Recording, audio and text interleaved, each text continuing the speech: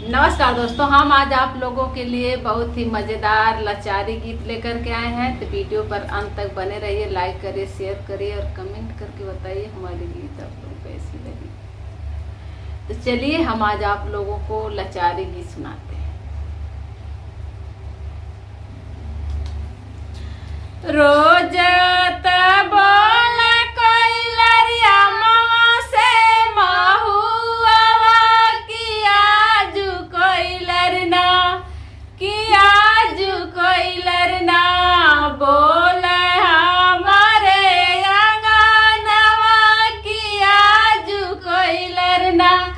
बोले हमारे आंगनवा की आजू कोई लरना।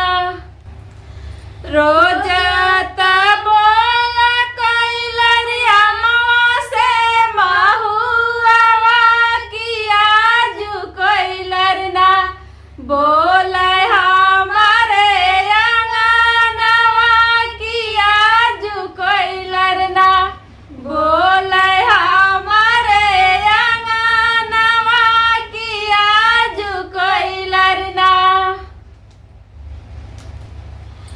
तुहरा मातरबो कोइलर डायना से पखानवा की तोरे टोटेना।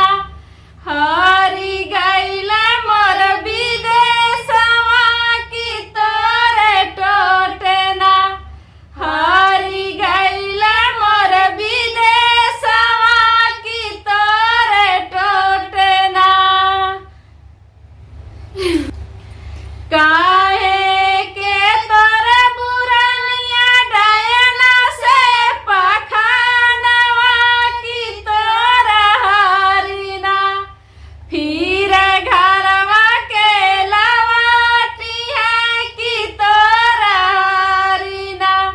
फिर घरवा के लवाटी है की तोरा हरिना। केथुआन की मोहिया हारी गइला मोर विदेशवा के करे मोहिया।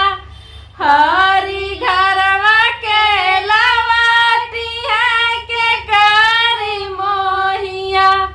हरी घरवा के लवाटी है के करी मोहिया। रुपया की मोहिया हारी गइला तर विदेशवा तुहरी मोहिया। हरी घरवा के लवाटी है तुहरी मोहिया।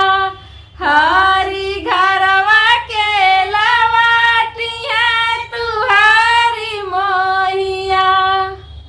रोज बोला कोई लरिया मवा से महुआ की आजू कोई लरना। बोले हमारे आंगनवा की आजू कोई लरना। बोले हमारे आंगनवा की आजू कोई लरना। तो दोस्तों, गीत कैसी लगी कमेंट करके जरूर बताइएगा। फिर मिलेंगे अगली गीत में, तब तक के लिए नमस्कार।